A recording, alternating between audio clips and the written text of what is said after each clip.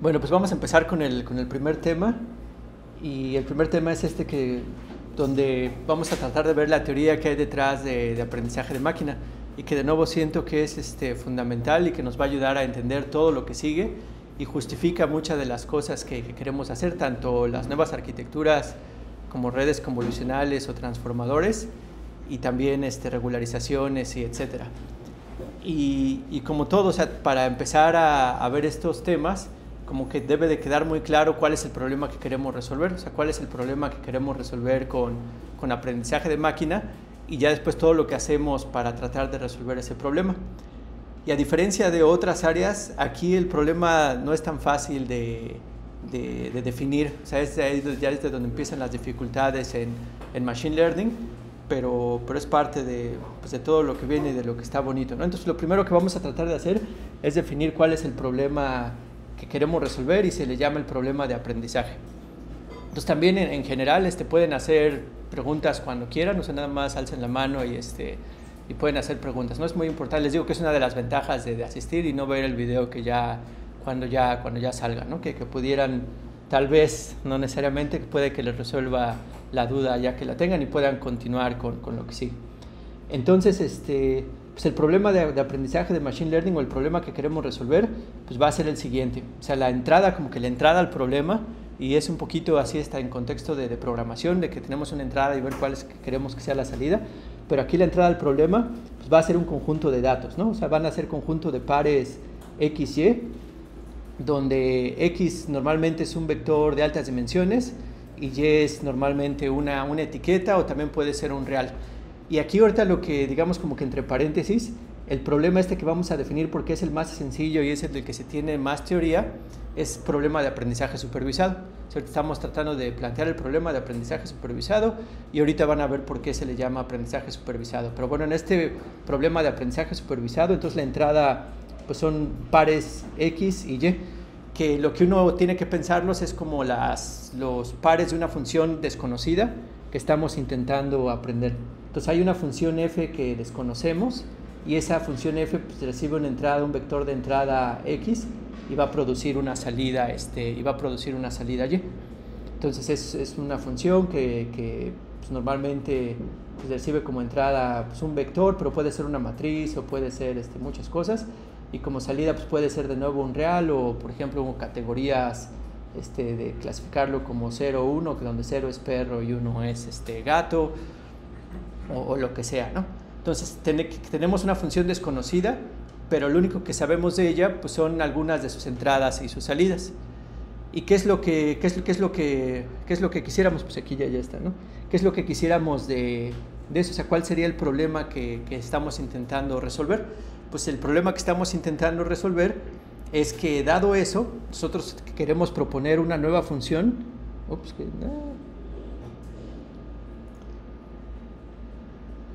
Queremos, ¿qué dice?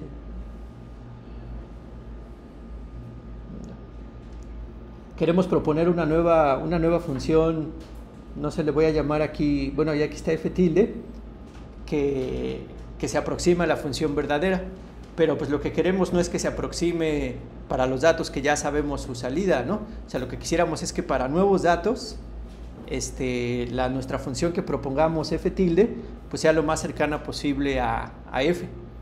Y si logramos hacer eso, digamos que es el problema de aprendizaje de máquina, nosotros lo que vamos a decir es que nuestro modelo, nuestra función f tilde, sí está generalizando, o sea, está ajustándose, está coincidiendo con la función verdadera para otras entradas diferentes a las a las que nos entrenamos. Entonces, no sé si hasta eso quede claro, que como que lo que va ahorita del planteamiento del problema, que lo que voy a decir siguiente pues es que esto es insuficiente, ¿no? Que esto es un problema, a veces los matemáticos le llaman mal definido o ill-defined, y por qué está mal definido. O sea, es lo que vamos a tratar de ver, y lo que va de nuevo a llevar a toda esta teoría de Machine Learning. Pero a grandes rasgos eso es lo que queremos, ¿no? O sea, lo que queremos es entender un fenómeno donde nada más tenemos datos de ese fenómeno. O sea, tenemos datos, entrada, salida de ese fenómeno, y quisiéramos entenderlo hasta el punto de que tenemos un modelo que puede predecir lo que va a ser ese fenómeno para el cual no tenemos pues, la información suficiente, ¿no? También igual aquí vale la pena, como les digo, a veces me mancho en la teoría, pero como cuáles son los ejemplos de X que podemos tener, pues desde los clásicos, donde el X es un registro de una persona, donde vienen sus datos de edad, cuánto dinero tiene en el banco, tiene créditos, otros créditos, tiene cuánto tiempo de residencia tiene en el país donde está o en el estado donde está, y cuál creen que sea la Y que se quiere predecir allí. Si se le presta no dinero, ¿no? Es uno de los ejemplos clásicos que igual está feo porque estamos trabajando para los banqueros, pero bueno, ahí lo que están tratando de hacer los banqueros es tratar de ver quién, como que lo que quisieran aprender ellos es qué cliente si les va a dejar dinero o no, ¿no? Que por ejemplo ahí está interesante porque cuando hace mucho tiempo que analizamos un dataset parecido a había una persona en la que, en los datos de entrenamiento, donde sí le daban el crédito, pero esa persona estaba pidiendo mucho dinero y lo estaba pidiendo para un carro, creo, me parece. Y había otra persona que no le daban el crédito y estaba pidiendo mucho menos dinero y para unos muebles creo, y no tenía problemas de crédito, de otros créditos, tenía buen dinero en el banco, o sea, como que uno parecía que sí le darían el crédito. De hecho hasta era extraño, nos extrañó en ese momento de por qué, o sea, la persona que sí pedía mucho dinero sí se le dio el crédito y a la otra no. O sea, ahí lo que tenemos que entender es que pues, la función f la desconocemos, ¿no? Y ¿quién sería la función f verdadera? O sea, ¿quién sería la función f verdadera que estamos intentando aproximar?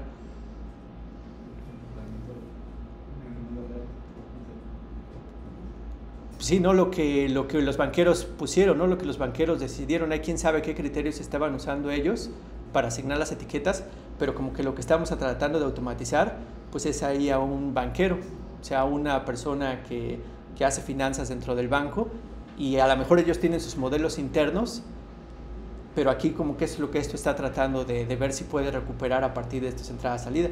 Y a lo mejor en lo que ya uno estaba, quién sabe si es cierto, que a lo mejor en los modelos internos, pues sí, como que hay dos variables que se ponderan. Una, cuánto está ganando el banco, entonces si piden más dinero, pues son más intereses, da más dinero, pero también que el riesgo de que la persona no vaya a default, creo que se le dice, pues que no sea grande, ¿no? Porque si no al final pues no nos van a pagar o va a ser un relajo, pues el gastos que se necesitan ahora para hacer hacerla que pague, ¿no? Entonces, pues lo que uno está aprendiendo de los datos, pues es a la persona o la cosa que generó los datos. También por eso un tema grande en Machine Learning es el de bias en los modelos. O sea, si una persona, un juez, fue el que le estaba asignando una sentencia o no a unas personas, pues entonces si entrenamos de esos datos, pues vamos a tener los mismos biases que tengan los jueces. Y por eso en Estados Unidos, por ejemplo, pues resultaba que a las personas negras pues tenían un montón de bias contra ellos, ¿no? Y pues decían, no, pues que los modelos son bias, etcétera. Pues sí, o sea, porque ellos entrenan de datos que generó. O sea, por ejemplo, cuando salió de discusión, yo decía, pues el modelo está bien. O sea, sí está capturando pues, de cómo se generaron los datos. Pero aún así, como quieren seguir utilizando modelos, entonces parte de investigación es cómo puedes tratar de quitar ese bias en los modelos, ¿no? Entonces estamos aprendiendo una función que es desconocida y pues, puede tener las propiedades que pueda tener, ¿no? Cuando esas funciones son físicas, ahora si estamos aplicando Machine Learning a un fenómeno físico, pues sí hay, pues no, digamos que sí hay un bias, pero de la madre naturaleza, ¿no? Entonces queremos recuperar lo que sea que la madre naturaleza sea que esté haciendo, ¿no? Bueno, entonces un poco de eso. Ahora, las X pues pueden ser muchas cosas. El primer ejemplo son datos tabulares. O sea, normalmente ahí tenemos muchos features de cada X, que pueden ser personas, pero pueden ser objetos, pueden ser lo que sea, ¿no? Otros problemas que vamos a ver aquí que también son clásicos son los de visión. O sea, aquí normalmente el X pues va a ser una matriz, bueno, más bien hasta puede ser un cubo, les llaman, pero bueno, son una colección de matrices donde cada matriz son los píxeles en los diferentes canales de colores que representan a una imagen, ¿no? Entonces, igual dado ese tensor, que bueno, son un conjunto de matrices, pues queremos ver si lo que esa imagen con esa matriz representa, pues si es un perro o un gato, ¿no? Entonces, si es un perro, pues ya tiene 1 y un 0, ¿no? Entonces, también ahí si ya están etiquetadas, pues también depende de quién las etiquetó. Por ejemplo, mucho del inicio de Machine Learning, el que etiquetaba eso pues eran personas. Entonces, también era lo que una persona entendía por un perro o un gato, ¿no? Aunque eso sí está pues, más robusto, ¿no? Hasta eso sí estamos bien entrenados A menos que, bueno, yo no conozco una raza de perro o de gato que parezca un perro o un gato. No sé si alguien sepa de una. También pobrecitos luego los perros ya con como las razas que tratan de hacer, que ya están bien raros, ¿no? Pero bueno, entonces también es la función que se está intentando aprender. Y pueden ser más, también las X pueden ser ahora una secuencia, o sea, puede ser una secuencia de palabras, por ejemplo, en modelos de lenguaje natural, o puede ser una secuencia de valores, por ejemplo, en problemas de series de tiempo, o pueden ser otras cosas más complicadas, o también incluso pueden ser combinaciones de varias, ¿no? O sea, puede ser una tupla donde la primera es una imagen y la otra es una serie de tiempo, y con esa se quieren predecir. O sea, hay de todos los colores y sabores, y se pueden diseñar modelos de Machine Learning pues, para cubrir todos esos casos, que es lo que vamos a estar viendo en el curso. Pero bueno, eso es un poco, pero como les decía, este es un problema que en realidad está mal planteado. ¿Y por qué está mal planteado? Y pues vamos a un ejemplo muy sencillo, ¿no? Porque ¿cómo intentarían de resolver ese problema si yo no les hubiera dicho ya que está mal planteado, pero pues lo tienen que resolver, ¿no? Entonces, igual si lo tienen que resolver, pues lo primero que a uno se le ocurre es hacer interpolación. ¿Y qué es hacer interpolación? Pues agarrarse que su modelo F tilde sea cualquier modelo que se ajuste a los datos con los que estamos viendo, o sea, que al menos para esos datos de entrenamiento, pues sí coincida con la función verdadera, ¿no? Como que es lo mínimo que uno esperaría si quiere que su modelo generalice.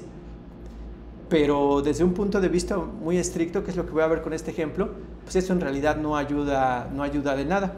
¿Y por qué? O sea, si nos vamos a un contexto muy sencillo, o sea, ya no de una persona con sus créditos, etcétera, o de una imagen ahí muy complicada con sus píxeles, vamos a pensar que la X de entrada nada más es un vector, pero de variables booleanas. O sea, son variables booleanas como están aquí, que son B1, B2, B3 y B4, ¿no? Y los datos que tenemos son los que están aquí marcados, o sea, esos son los datos de entrenamiento que tenemos. O sea, es el X1, tenemos el X2, tenemos el X3 y tenemos el X4. Y pues ya son los datos que tenemos que entrenar, y para esos datos pues tenemos la salida de esa función, ¿no? Entonces tenemos la salida de esa función. Y entonces vamos a proponer una nueva función F tilde, y vamos a proponer esa nueva función S tilde que tiene que coincidir con los datos de entrada. Entonces hasta ahí, digamos, más o menos vamos bien. Pero ¿cuál es el problema ahí? ¿Cuántas posibles diferentes F tildes existen que coinciden con los datos de entrada para este problema muy, muy sencillo?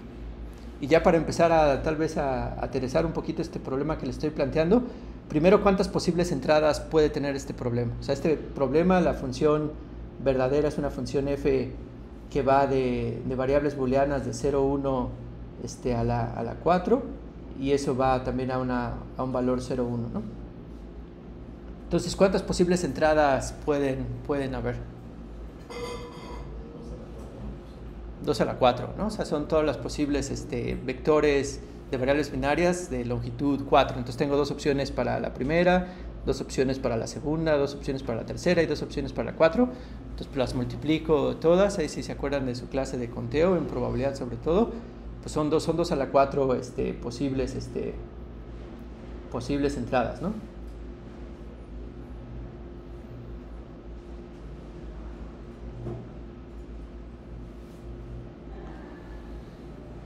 ¿Cuántas posibles funciones hay en total? O sea, ¿cuántas posibles funciones puedo yo tener?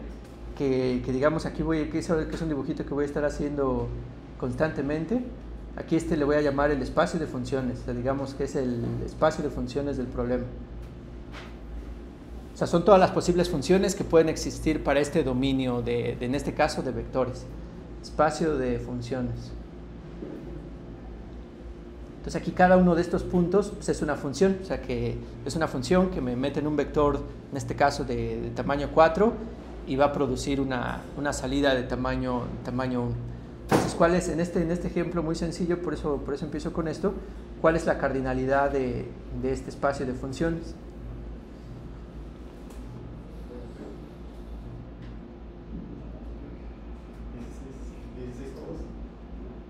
No, pero por ahí va, ¿no? Pero, o sea, ahora digamos para cada una de estas 2 a la 4 entradas, tenemos aquí una opción de si puede ir en 0 o 1, ¿no?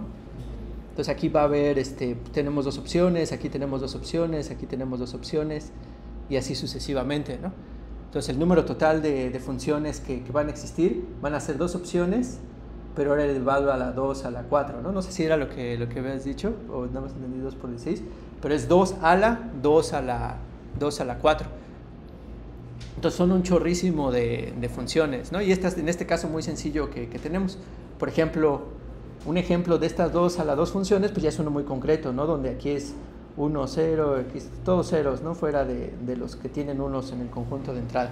Entonces es una posible función, pero otra posible función, ahora un F2, pues puede ser ahora esta con 0 y ahora sí la función puro ceros, ¿no? Es la función puro ceros.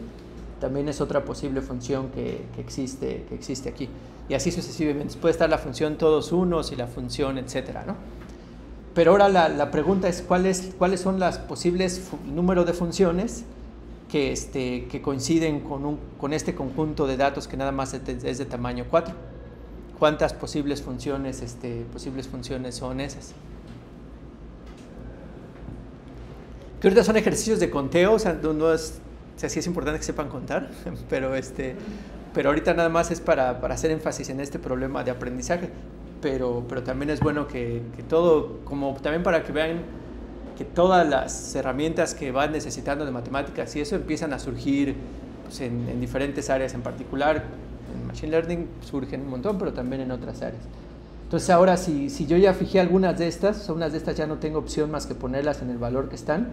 Ahora, siguiendo esa misma lógica de cómo decía que yo tenía dos opciones para cada una de las posibles salidas, entonces ahora ¿cuántos serían las opciones que tendría para...?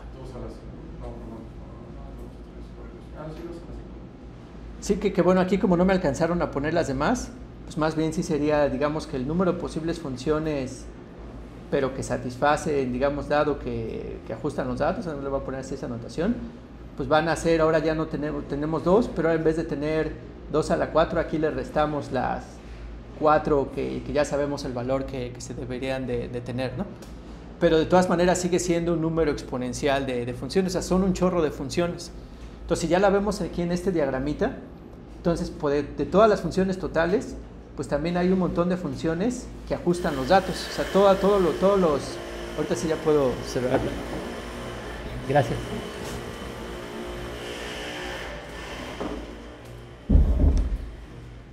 Ya ahora sí puedo, pueden existir todas estas funciones que ajustan a los datos, ¿no? ¿Y qué problema ven allí?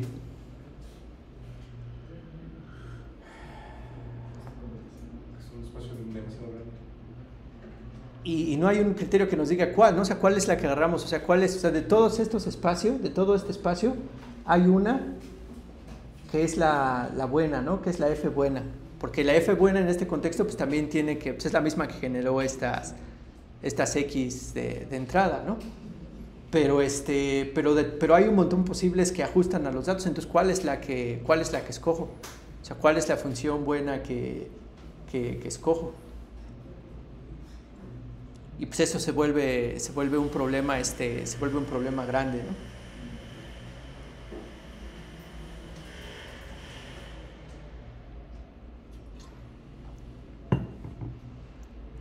De hecho, ahorita lo vamos a abarcar un poquito más adelante, pero entonces que una familia de funciones como esta F que pongan, por ejemplo, como la que se utiliza mucho en Machine Learning, que es redes neuronales, tiene una propiedad importante que también siempre se ve en las clases, que es la propiedad de que son funciones aproximadoras en general, ¿no? O sea, pueden aproximar cualquier función continua que se les ponga. Entonces, aunque eso a uno podría en primera instancia decir que es bueno, porque dice, no, pues cualquier fenómeno que tengamos, pues vamos a poder aproximarlo, ¿no? Porque pues aproxima cualquier cosa. Pero lo que quiero que quede muy claro aquí, que el problema que nos enfrentamos es que solo tenemos un conjunto finito de valores para entrenar o del conjunto de entrenamiento. Entonces existen un montón de redes neuronales que ajustan esos datos. Entonces, ¿cuál es la apropiada? ¿Cuál es la que tenemos que escoger? O sea, ¿cuál es la función que nos va a servir ya al final para generalizar? Entonces, también ese es un problema, ¿no? O sea, de que ya a la hora de escoger, o sea, no va a ser suficiente con entrenar, o sea, con entrenar el modelo para que tenga un error pequeño en el entrenamiento. O sea, eso no nos sirve de nada. O sea, el problema en Machine Learning, lo que queremos es reducir el problema fuera del entrenamiento, que es al que ya llamamos generalización. O sea, eso es lo que queremos, eso es lo que queremos resolver. O sea, queremos resolver el problema de que nuestro modelo sea preciso para datos fuera del entrenamiento. Normalmente tratamos de ajustarlo al entrenamiento porque con la idea de que eso también ayude a fuera de entrenamiento. Pero bueno, eso es lo que vamos a ver, ¿no? Entonces, ¿esto a qué nos lleva? O sea, este problema de que pues aquí afuera sin ninguna otra información, pues no hay nada que nos diga, ¿no? También desde el punto de vista matemático, pues como definimos una función, es para cada entrada, pues le asignamos un valor que es independiente de todas las demás, ¿no? O sea, no tiene por qué haber una relación de un valor de la entrada que otra, por ejemplo, de un punto de vista puramente matemático. No sé si también se acuerdan de los cursos de matemáticas discretas y de matemáticas, pues una función podemos definirla punto a punto. Ya puede haber funciones que tengan ciertas propiedades, por ejemplo, de que sean continuas, de que si dos puntos están cercanos en el espacio, pues también el valor de la función debería estar cercano entre ellos mismos, ¿no? Entonces ya es cuando decimos, pues la función pues, debe de ser continua, etcétera, etcétera, ¿no? Porque, por ejemplo, aquí, de hecho, hasta vamos a eso, ¿no? También ese es un punto que puedo agregar aquí también, porque se vuelve importante, ¿no? Es otro mismo ejemplo como este, porque tal vez luego el de la tabla no queda tan claro. Entonces supongamos que también tenemos un ejemplo bien sencillo, ¿no? También ahora tenemos un problema donde nuestra función nada más es de una variable, o sea, ahí no es altas dimensiones, nada más es la x es una variable y queremos predecir la y. Entonces, y nada más me dan 2 puntos, o sea, nada más tengo 2 puntos que son los puntos con los que voy a predecir, ¿no? Aquí es el x1 y aquí está el x2. Entonces, y me piden, haz un modelo, o sea, esos son mis datos de entrenamiento. Yo digo, pues chido, ¿no? Pero ¿qué modelo escojo? O sea, puede que una posible función que pase por los datos pues sea esta, ¿no? O sea, este es mi f1. O sea, es una función que tiene 0 en el error de entrenamiento. Puedo escoger también otra función, ¿no? O sea, puedo escoger otra función que es esta, ¿no? Que también ajusta los datos, también pasa en el conjunto de entrenamiento. O puedo agarrar otra función que es esta, que también ajusta al conjunto de entrenamiento. Entonces, de nuevo, ahí ¿cuál es el problema? Pues ¿cuál agarro? No sé cuál es la buena. De hecho, hasta podría ser todavía una más, todavía podría ser una citus mucho más locochona, ¿no? Entonces, pero ¿cómo sé cuál es la correcta? Con esos dos datos, pues es muy difícil saber qué es lo correcto. ¿Cuál escogerían ustedes? La más simple. Hay un criterio, ¿no? O sea, como que es desde ciencia, que es el Occam Razor, que agarrar la más simple, pero ¿qué es más simple? O sea, en este contexto de funciones.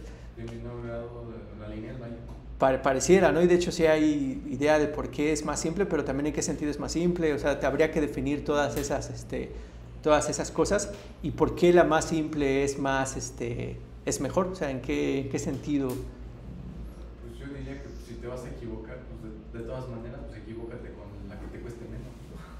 Eso es un buen criterio. O sea, si es más eficiente para calcularse, pues ya es un criterio de por qué escogerla que la otra. Pero si no nos importa cuánto nos gastemos, yo nada más, mi objetivo es predecir lo mejor que pueda, porque si no se me mueren unos chivos. Entonces, ¿cuál agarro? Pero y hasta hay una razón más fuerte de por qué agarrar esta función, la lineal, ¿no? Y aparte las cosas cambian, ¿no? O sea, por ejemplo, si ya me dan más puntos, o sea, si ya me dan ahora un punto que está aquí también, pues ya tal vez, por ejemplo, aquí ya no hay una línea que ajuste esos 3 puntos, ¿no? Pero yo puedo tener la línea que mejor ajusta esos 3 puntos, también bajo cierto criterio que creo que no vamos a ver, pero bueno, se ve en modelos lineales. Por ejemplo, aún en este caso donde ya la función no ajusta los datos, todavía es mejor usar la línea que otros modelos. Y de nuevo vamos a ver por qué ese es el caso. También otra cosa que quiero que empecemos a ver ahorita es que el problema que tenemos con Machine Learning es que necesitamos aprender cuando tenemos el conjunto de datos es finito. Y mientras más poquitos datos tenemos, pues más difícil el problema. Y mientras más poquitos datos y tenemos el modelo más complicado, pues va a ser más probable que no estemos generalizando bien. Entonces también ya por eso les digo que todo lo de la teoría también impacta en la práctica. O sea, en la práctica, si nos llega nada más con 100 datos para entrenar un modelo que le interese a alguien en cualquier cosa, y nosotros le vamos a aplicar una red convolucional de 10,000 millones de parámetros, pues está peligroso, ¿no? De hecho, yo he visto tesis donde hacen eso y no necesariamente es bueno, ¿no? Puede que sí, bajo ciertas cosas, pero no, ¿no? Entonces aquí el problema es que tenemos un conjunto de datos finitos que puede ser muy poco o mucho, pero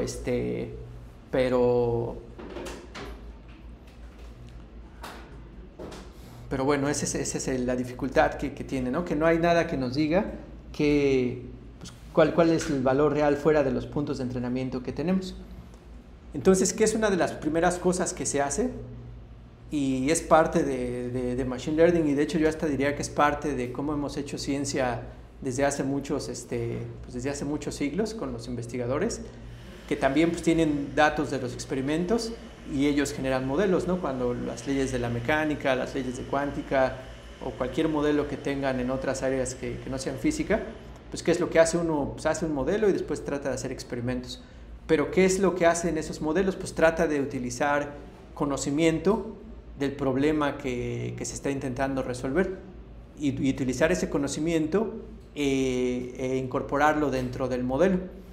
Ahora, en principio, por ejemplo, de eso era de lo que nos queríamos zafar en Machine Learning, ¿no? Hasta que, por ejemplo, antes como se vendía era, pues no tienes que ser físico para resolver esos problemas a los físicos, ¿no? Tú ya te sientes bien chido siendo de Machine Learning porque nada más te dan los datos y ya entrenas y no necesitas saber de nada de lo que está allí, ¿no? Y pues la verdad es que no es así, aunque de cierta forma como que es un balance, ¿no? O sea, como que digamos que tenemos una línea donde hasta aquí es 100% conocimiento del problema,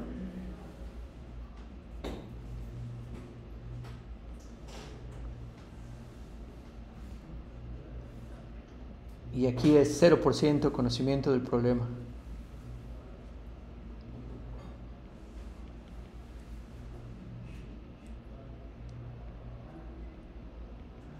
Y aquí es donde estamos ahorita, ¿no? O sea, nada más me dan mis datos y yo quiero predecir, pero digo que aquí pues no hay nada, ¿no? No hay nada que podamos hacer. Y entonces como que la idea es pues, tratar de empezar a incluir un poco del conocimiento del problema, y de cierta manera pues, como que esperamos que eso sea lo que nos ayude. Y por ejemplo, ¿qué son las primeras cosas que podemos tener de conocimiento del problema para tratar de reducir este espacio de posibles funciones que teníamos a que sea más pequeño, y tal vez pues, eso reduzca también la posibilidad de que generalicemos mejor, o bueno, reducir de que no estemos generalizando también, ¿no? Entonces, por ejemplo, es donde ya empezamos a incluir pues lo que sepamos del problema. Por ejemplo, o sea, hasta ya tal vez un poquito general. O sea, la mayoría de las cosas para las que hacemos Machine Learning pues tiene que ver con fenómenos que ocurren de interés para nosotros en general, ¿no? Ya sea de fenómenos físicos o fenómenos sociales o fenómenos pues ya de las diferentes de biología, etcétera, ¿no?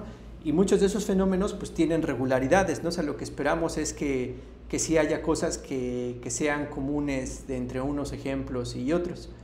Entonces, por ejemplo, si aquí queremos predecir en esta tabla, pues a lo mejor aquí vemos que todos los datos de entrenamiento siempre le ponía 1 cuando los últimos 2 bits estaban en 1, ¿no? Entonces, si recuperamos ese patrón, pues a lo mejor es como nosotros tratamos de decir que ese es el modelo que vamos a tener. Pero de nuevo, sin nada de conocimiento previo, pues no podemos decir nada, ¿no? Porque la función, de nuevo, fuera de esas entradas, pues puede ser lo que sea. Pero bueno, dado que nosotros sabemos que estos fenómenos pues vienen de la naturaleza, pues entonces a lo mejor podemos incluir pues ciertas regularizaciones o ciertas bias que se llaman bias inductivo, que nos van a restringir la familia de modelos que podemos hacer. Entonces, por ejemplo, de los primeros que son generales, o sea, que aplican o se utilizan y que están basados todos los modelos, por ejemplo, es que las funciones más o menos estén bien comportadas en el sentido de que no cambian tanto, ¿no? O sea, en el sentido de que los puntos no se mueven así de rápido uno hacia el otro. Por ejemplo, eso es que las funciones sí sean continuas, ¿no? O sea, que no se muevan y después salten así de repente hacia otro punto, ¿no? O sea, que vengan así y luego aquí en una dimensión pues ya salten hacia otro punto, que en principio hasta podría ser así, ¿no? O sea, no nada quita que el fenómeno de la realidad, pero podrían ser discontinuas. Ahora, todavía podemos ser más estrictos, o sea, podríamos pedir que nuestros modelos, aparte de que son continuos, que no cambien tanto, o sea, que sus derivadas de diferentes grados no sean tan grandes. Entonces también podemos decir, o sea, yo voy a empezarme a mover hacia acá y voy a pedir aquí que las magnitudes de las derivadas a las diferentes valores que puedan tener, que sean pequeños, ¿no?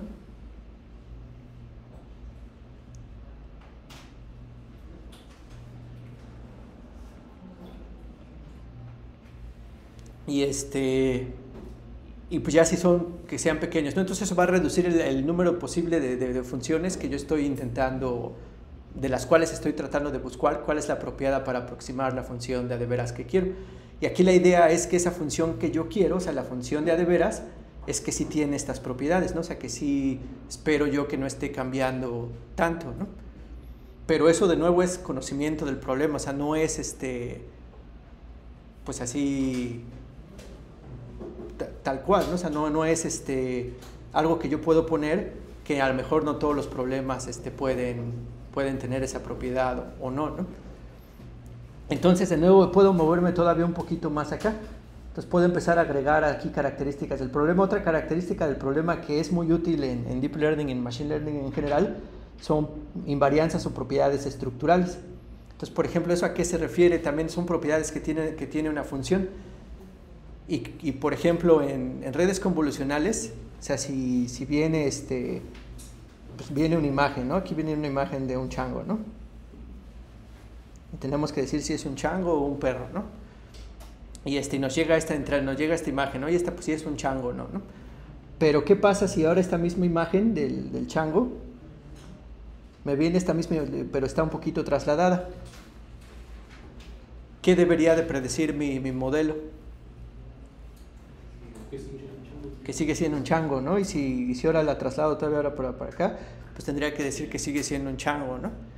Entonces yo para este problema de visión, donde quiero clasificar una imagen o no, que dentro de mi imagen, si está trasladada o no, como que debería de no afectar. Entonces, por ejemplo, si aquí yo pido que mis modelos sean invariantes a traslación,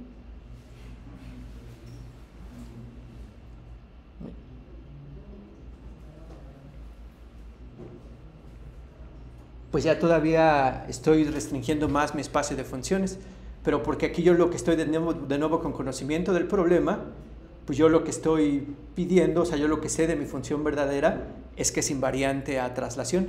Entonces ahora lo que quisiera después ya con el tiempo, con toda esta información, es ver si puedo construir modelos de Machine Learning que puedan incorporar este conocimiento del problema que tengo para hacer mejores predicciones. Y de nuevo vamos a ver en qué sentido, ahorita voy a hablar un poquito de eso. Y de aquí es que surgen las redes convolucionales. O sea, las redes convolucionales lo que tratan de ser son invariantes a traslación, es una de sus propiedades fundamentales, que bueno, ya vamos a ver en unas semanas. Pero así más, o sea, y de hecho hay algo muy importante que yo trato de hacer énfasis, es que, o sea, ya por ejemplo aquí ciertas cosas, igual sin saber del problema, por ejemplo, funcionan, pero hay muchas tesis que yo he visto que por ejemplo vienen una imagen de células cancerígenas y pues tratan de predecir si es cáncer o no, ¿no? Pero bueno, nada más aplican hasta este punto, o sea, a que si la imagen está trasladada y eso está bien y pues ya queda chido todo, ¿no? Y tratan de predecir, pero todavía se puede hacer mucho más, o sea, aquí todavía se puede aprovechar todo este espacio que está aquí para resolver el problema, o sea, para cada nuevo problema que tengan, a veces si en el modelo se puede incluir más información del problema, pues mucho mejor, y como que es a lo que quisiéramos llegar. Por ejemplo, en ese contexto de imágenes de células que tienen cáncer y no, ¿Qué otra cosa se podría hacer? Datos adicionales del paciente. ¿Qué? Datos adicionales del paciente. Por ejemplo, para predecir, pues sí se podría hacer. Pero ahorita pensando que ya nada más, que ya no nos dieron más información más que la imagen.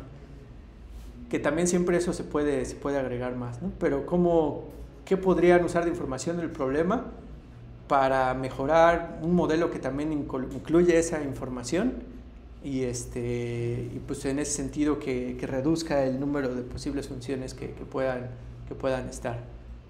¿Procesamiento de imagen? ¿En qué sentido? Mejorar la imagen de cómo se ve o verla de otra forma. Pues eso definitivamente ayuda y es algo que se tiene que hacer, pero digamos, aquí la pregunta es ¿qué información puedo incluir a mis modelos que los hagan mejor?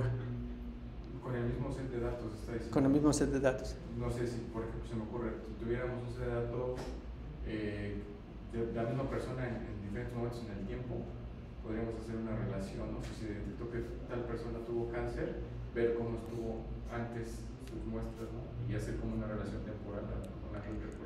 Pues también sería, pero digamos que también ahorita pensamos que nada tenemos así, que no sabemos si pertenecen a personas, si tenemos, que estoy tratando de ver una prueba, pero no necesariamente, pero por ejemplo algo que aquí también se podría agregar es que esto también es invariante a rotación, ¿no? O sea, cómo están las células, aquí yo puedo rotarlas. Por ejemplo, aquí en el chango no necesariamente si lo roto sigue siendo un chango, ¿no? O por ejemplo, por otro lado, o sea, si yo tengo un 6, o sea, si estoy haciendo en que también ejemplo clásico de MNIST, si tengo 6 y lo roto, ya no es un 6, ¿no? Ya se vuelve un 9. Entonces, por ejemplo, para MNIST no es invariante a rotación, pero para el de las células cancerígenas, igual habría que hablar con biólogos, ¿no? Por eso es importante ya ese tipo de colaboraciones. O sea, tienes que decir, oye, si esta imagen la roto, debería corresponder, ¿sigue siendo cancerígena o no? Y pues mi intuición es que sí, ¿no? Entonces aquí podría poner también, también para ya problema que no todos lo cumplen, pues puede ser invariante a rotación. Y pero eso es porque ya sabemos del problema y en no todos los problemas puede aplicar. Entonces ahora esto de invariante de rotación lo podemos incluir a nuestro modelo. Por ejemplo, las redes convolucionales no son invariantes a rotación. Entonces, por ejemplo, ahí lo que se hace es que se hace una cosa que se llama data augmentation, que es que las mismas imágenes se rotan, o sea, se hace el conjunto de entrenamiento más grande con imágenes rotadas de las mismas que ya nos dieron en el conjunto de entrenamiento y nada más le ponemos que es la misma etiqueta de la que estamos rotando. O sea, es una de las técnicas básicas para intentar, pues, aunque nuestro modelo no es invariante a rotación, pues le estamos enseñando que ya la prenda de datos que es invariante, que debe de ser invariante a rotación, ¿no? Y así podemos agregar más cosas, ¿no? Hasta más detalles. Por ejemplo, ya cuando se ven problemas físicos, puede que hasta se incluyan ecuaciones diferenciales que representan cosas especiales del modelo que se está analizando, ¿no? Hay unas cosas que se llaman PINs, de Physics Informed Neural Networks, o sea, por aquí hay uno que otro físico que está haciendo eso, entonces es otra cosa que se puede agregar, ¿no? Y también entonces mientras más nos movamos en esta dirección, pues mejor nos va a ir ahorita, y vamos a ver por qué. De hecho, de una vez pongo aquí como que en choreado, pero la idea de todo, como que porque lo que viene va a ser un poquito formal, entonces como que estoy tratando de justificar por qué vale la pena entender eso un poco, ¿no? Entonces, pero bueno, hasta aquí no sé si tengan alguna duda o no, ¿no? Pero bueno, entonces de nuevo vamos a hacer otra caricatura. Entonces, pues vamos a suponer, igual así pensando ahorita en el ejemplo que ya di, porque quedó más o menos, que son las imágenes, ¿no? Aquí mi espacio de funciones, pues son de imágenes a una clase, ¿no? Que viven en una clase. Y entonces aquí tenemos una función que vive aquí, que es la verdadera, que es la que queremos aproximar, o sea, nuestra función f que queremos aproximar. Pero, por ejemplo, pues tenemos, y de este espacio de funciones, pues existen un montón de funciones que ajustan un conjunto de datos que nos den. O sea, tenemos, pues un montón de funciones que ajustan los datos que tenemos, ¿no? O sea, todas esas funciones se ajustan a los datos, o sea, son diferentes, ya sea redes convolucionales o redes neuronales profundas nada más. O sea, podemos hacer una red, de hecho no funcionan tan mal las redes profundas nada más para MNIST, y de hecho hay varios ejemplos como lo enseñan así. Y pues ya, ¿no? Pero de todo este espacio así tan grande, que también, por ejemplo, aquí como ya son continuas, pues este es un espacio infinito, o sea, y ya así choncho, ¿no? También son de las cosas que están interesantes y difíciles de ver. Pero entonces, ¿qué estamos haciendo con esto que les estoy hablando? Si de todas estas posibles funciones, que son las que ajustan los datos, pues ahora vamos a reducirlo a las funciones que son continuas, ¿no? Entonces vamos a restringir a las que son continuas, pues ya son más poquitas, ¿no? Y luego de aquí todavía de esto vamos a restringirlo a las funciones que aquí digamos que son todas las que ajustan, ¿no? Ajustan los datos, ajustan. Y aquí son las que son continuas, ¿no? Y después aquí así son las que tienen derivadas pequeñas, ¿no? Y después todavía las que son así son las que son invariantes a traslación. Invariantes a traslación. Y luego ya las que son así son las que son invariantes a rotación. Y todavía si la pusiéramos reducir más. Entonces ahora lo que podemos ver es que como que ya el margen de error se hace más pequeño. O sea, ya ahora si escogemos una función aunque pues todavía, porque si nos sale una de aquí, pues va a estar todavía lejos de la que queremos predecir en cierto sentido de qué tan lejos son las funciones. Pero si no ponemos ninguna de las restricciones, puede que una de las que propongamos que ajustan los datos está por acá, ¿no? Entonces el error puede ser enorme, ¿no? Entonces en este sentido, como que estamos reduciendo el margen de error que podemos tener a la hora de escoger un modelo, y con la esperanza de que esto generalice mejor. Y todavía se vuelve más interesante, o sea, más aún, o sea, vamos a hacer aquí también otro parecido, que también algo que ocurre mucho en la práctica, y les digo que porque a veces hasta aunque no ajusten los datos,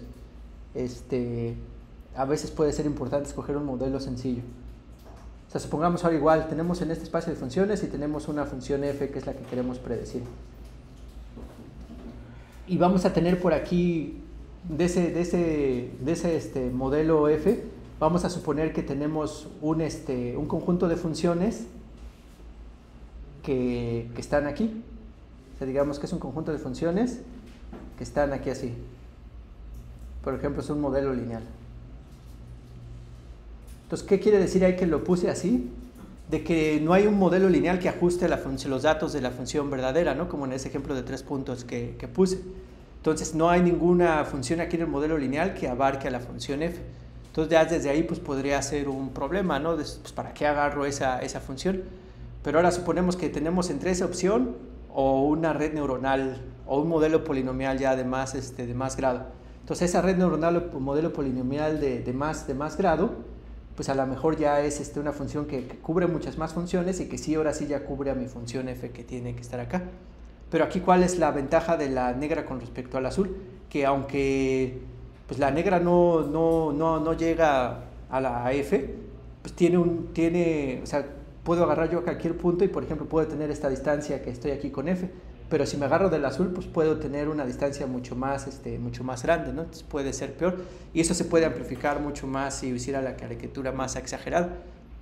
Entonces, eso es a lo que se refiere. O sea, por eso es a veces que es mejor tener modelos sencillos, porque tenemos menos varianza en la posible salida que vamos a producir como modelo, y que un modelo más complicado que aunque sí los incluya.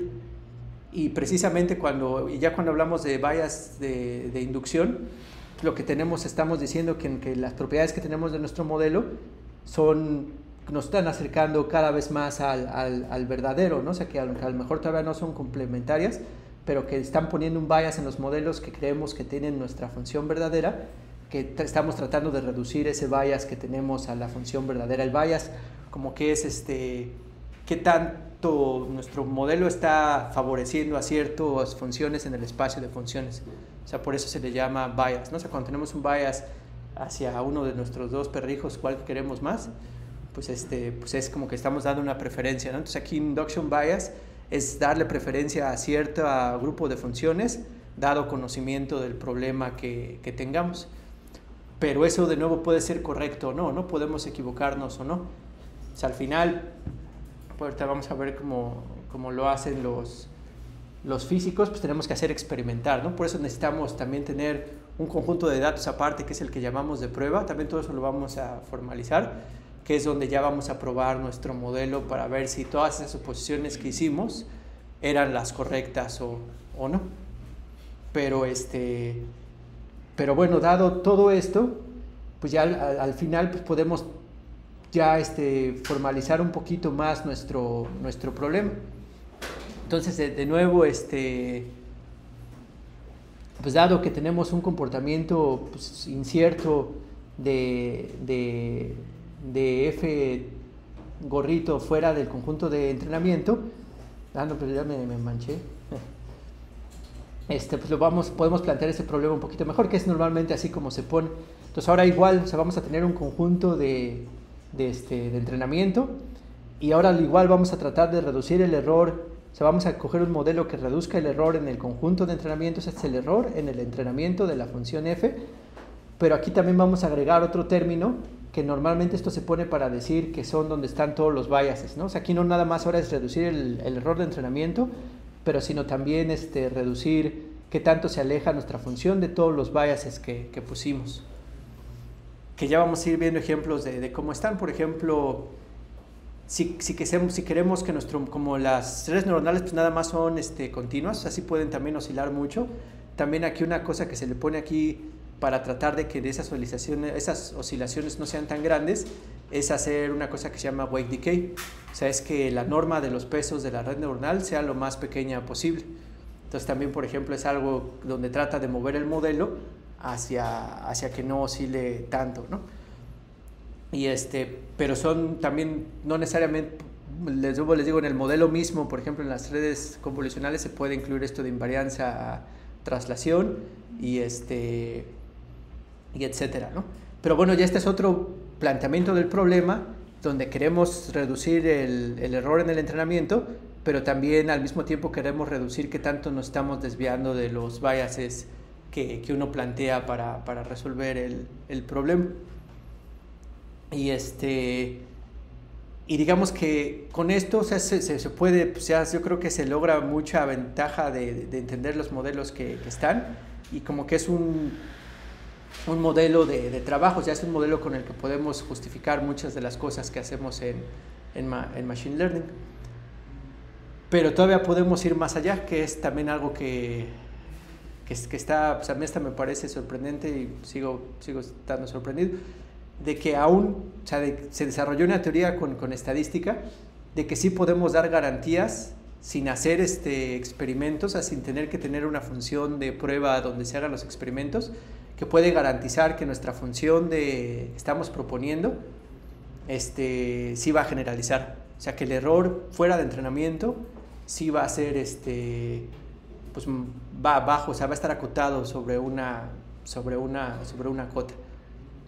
Entonces, y pues es lo que sigue que vamos a ver. O sea, y pues parece, por todo lo que he dicho, pues parece sorprendente, ¿no? Porque ¿cómo puedes tú garantizar que tu modelo lo va a hacer bien en datos que no has entrenado, dado todo lo que dijimos, ¿no? O sea, igual tratamos con esto del bias inductivo, pues sí estamos tratando de poner el modelo agregándole información pues que creemos que es relevante para tratar de hacer estos espacios más pequeños y reducir así el error, pero aún así pues, puede haber un error, ¿no? Pero aquí ya más o menos como que empiezas a dar intuición de por qué sí se está acotando el error que puede haber en la entrada y en la salida, ¿no?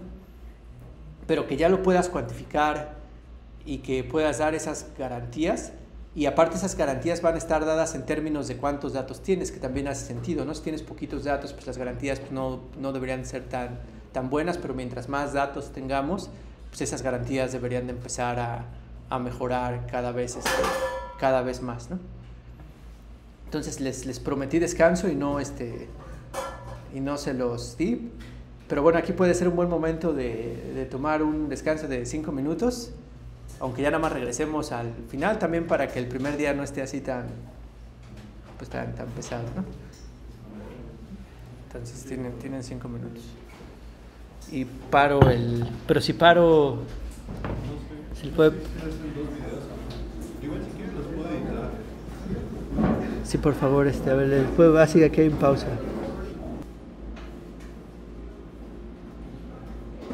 De hecho, ya ni siquiera sé si le puse pausa, ya salió todo lo del One Piece, ahí lo... ahí hay que editarlo, pero bueno.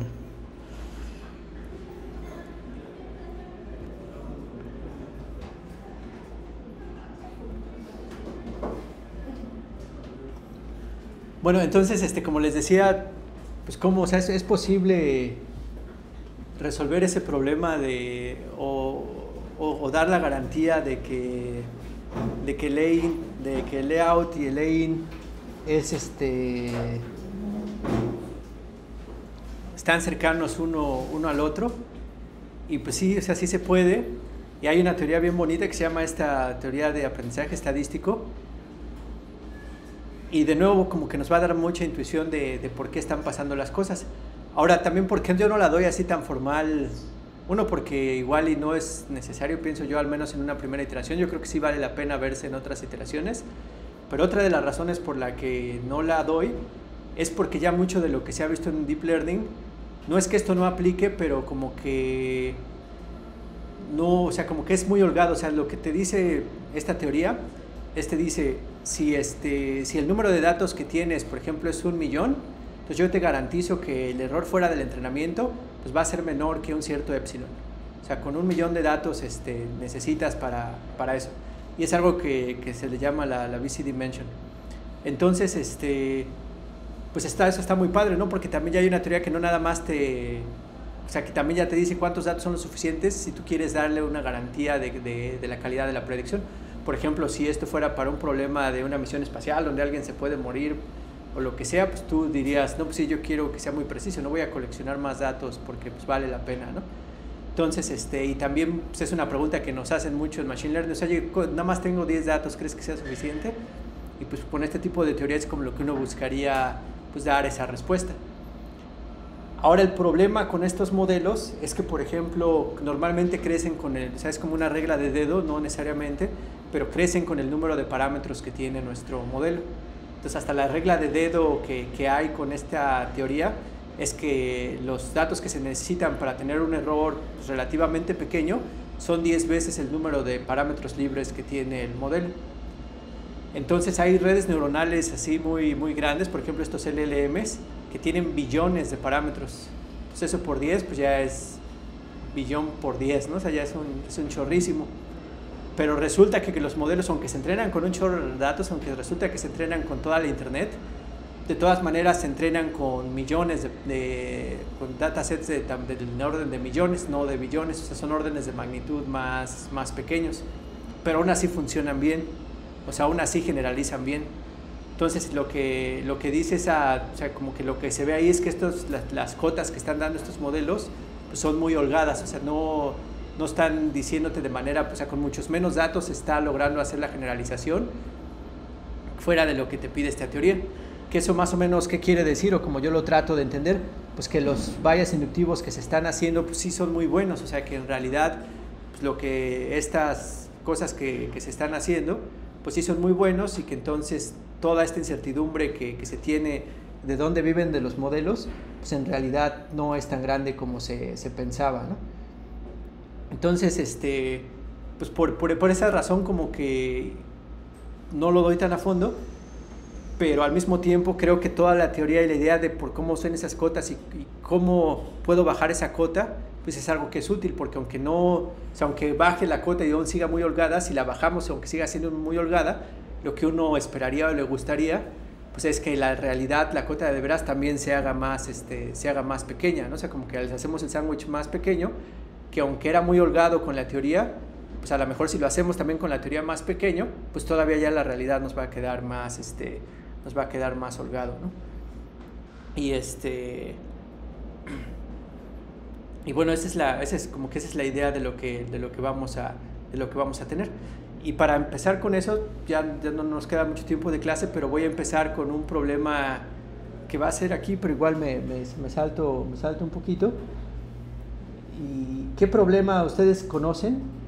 Y que de hecho estuvo muy de moda hace unos meses apenas, donde sabiendo un poquito de la función de que nos interesa, podemos hacer buenas estimaciones del valor real afuera y que podemos dar certeza, que hasta a veces mucha gente que no entiende de eso ahí, por eso luego se burlaban de ellos, pero ¿a qué les suena eso? O sea, de que, y bueno, ya lo voy a aterrizar todavía un poquito más. ¿Dónde les recuerda que con una muestra pequeña, los resultados de esa muestra sí se pueden generalizar a la población completa, al espacio completo? ¿Mande? En las votaciones, ¿no? O sea, toda la gente que hace encuestas, pues en realidad luego encuestan a 1000 personas, ¿no?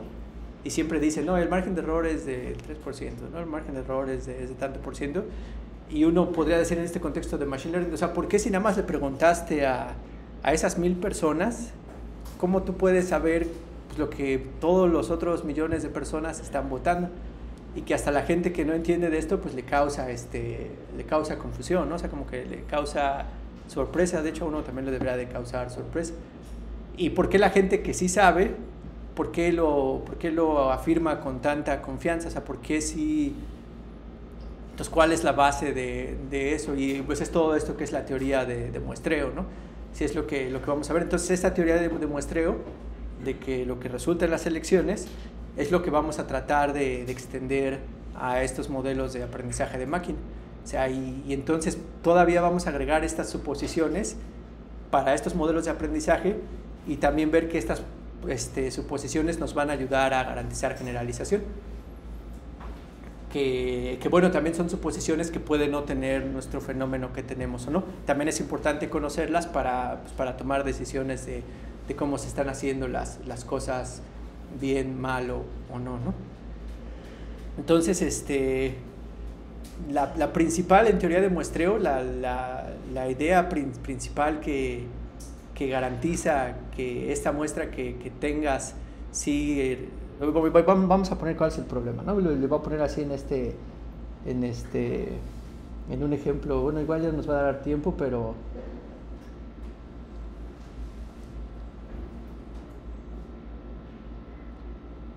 ya lo estoy poniendo en Spanish, pero perdón.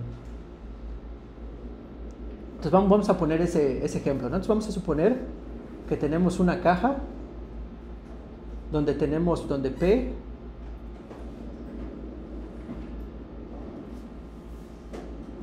es la fracción de bolas azules, ¿no? Y vamos a pues suponer que aquí tenemos algunas bolas azules, ¿no? Y pues entonces 1 menos P pues va a ser la fracción de bolas de otro color, ¿no? Moradas, ¿no? Y ahí bueno, son bolas moradas, ¿no? Entonces, ahorita pensando en las votaciones, ¿no? Entonces, digamos que todo esto, supongamos que está en el orden de millones, es la población de gente que puede votar en México, y ya digamos que unos segundos antes de la votación, pues ya después de toda la información que recopiló esa persona, pues ya tiene por quién va a votar o no, ¿no? O ya es más, ya estas las encuestas de salida, o sea, ya votó la persona por alguien, ¿no? O sea, ya no hay duda de alguien. Pero entonces esto es lo real, ¿no? O sea, esto es lo real, de que hay esta P es la fracción de los que votaron por lo azul, ¿no? Pero yo después ya lo que hace la encuestadora es que, y bueno, vamos a ver eso en qué sentido es cierto, pero ahorita lo que vamos a hacer es vamos a agarrar un conjunto, vamos a tomar una muestra de tamaño n.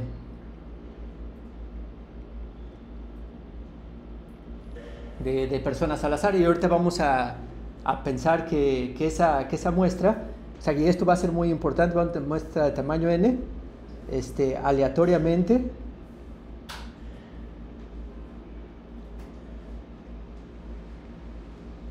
y con reemplazo ahorita. Lo de reemplazo no importa, pero bueno, ahorita para eso hace siempre más fácil los cálculos.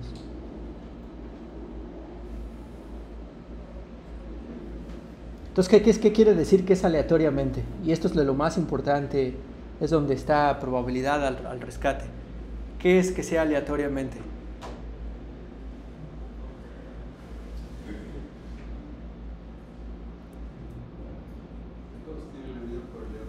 Exactamente, ¿no? O sea, que es un modelo probabilístico donde la probabilidad de que yo agarre cualquier persona va a ser para todas igual, que por ejemplo si en este caso n es el número de personas que pueden votar, pues en este caso la probabilidad sería 1 entre n, ¿no?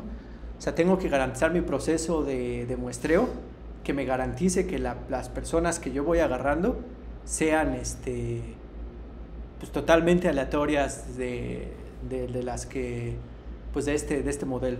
Entonces, dado eso, si ya me agarro mi modelo, o sea, por ejemplo, ya tomo una muestra, y por ejemplo aquí es como que es con reemplazo, ya agarro la primera persona y la regreso y después vuelvo a agarrar aleatoriamente, con muy poquitita probabilidad, en este modelo con reemplazo podría volverle a agarrar a esa misma persona, ¿no? Pero de hecho se puede analizar que no hay mucha diferencia, ¿no?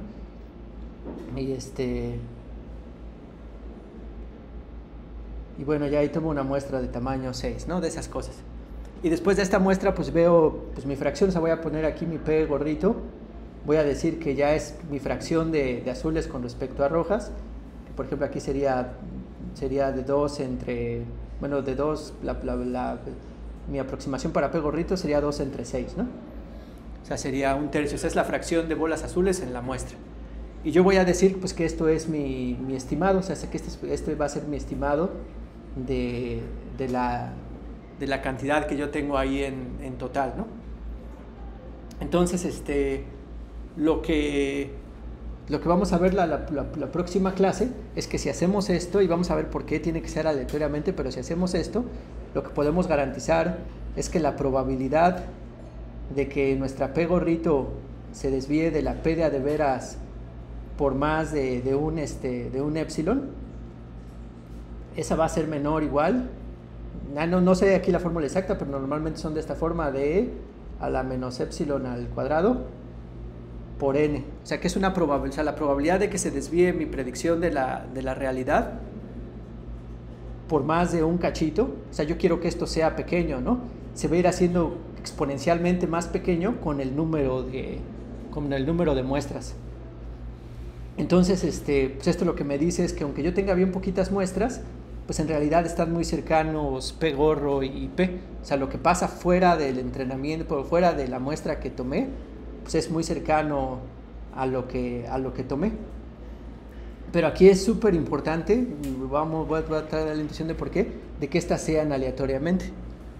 Que es con lo que luego mucha gente no entiende y hace trampa. O sea, cuando hacen una encuesta en Twitter de por quién votas, pues ahí ¿qué está diciendo? O sea, es una encuesta que tiene bias hacia la gente que usa Twitter y a lo mejor hacia la gente que sigue el Twitter de la persona que está haciendo el polling. Entonces esa información, si sabes todas esos bias, pues a lo mejor dices, pues aquí para esa población en particular, pues ese es el resultado que está dando. Pero si tú lo que quieres es un estimado de toda la población de México, pues tienes que hacer un método que garantice que sí estás muestreando aleatoriamente. Esa es la cosa principal que tiene que hacer una encuestadora.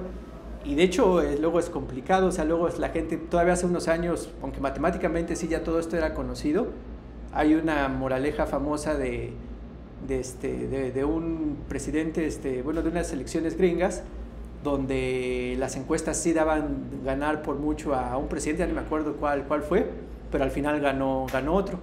Entonces él hasta se daba que había ganado y la encuestadora se supone que era muy buena y etcétera. Pero el error era muy claro, o sea, el error era muy claro que la encuesta la hicieron por teléfono en los años 50. Entonces era claro que pues, la población que tenía teléfono en los años 50 pues era muy poquita. Entonces era una encuesta entre la gente que tenía teléfono, ¿no? Y tenía dinero, ¿no? en ese entonces. Entonces, pues por eso pues, tenía ese bias y no fue lo suficiente, ¿no? Entonces está interesante. Entonces aquí la primera idea es que pues, para tener estas garantías, pues entonces es muy importante que la muestra se haga pues, no nada más aleatoria, pero también otro aspecto que es importante aparte de aleatorio es que también sea independiente, o sea, que sea, de hecho también no lo puse, que sea aleatorio y que sea independiente. Que eso es lo que normalmente la gente escribe como que IID, o sea, aleatorio e idénticamente distribuido. Entonces, esa otra cosa también es muy, muy importante y también vamos a ver por qué, ¿no? Pero Pero entonces lo que vamos a hacer es vamos a tratar de entender un poquito por qué esto es cierto y después vamos a tratar de adaptarlo a nuestro modelo de aprendizaje de máquina y después donde entran las diferentes cosas. Pero lo primero que quisiera que se quedaran aquí, tal vez internalizaran, es que sí, en este contexto pues sí es posible dar garantías de que lo que estamos aprendiendo a partir de los datos sí se acerca a la cantidad de a de veras, ¿no? O sea, la cantidad de toda la población, que es el porcentaje que está aquí en toda la población, que aquí todavía está muy lejos, pues decirle, aquí en nuestro caso pues son funciones y son muchas otras cosas, son redes neuronales. Entonces, ¿cómo entra eso en este asunto? Pero bueno, ¿no?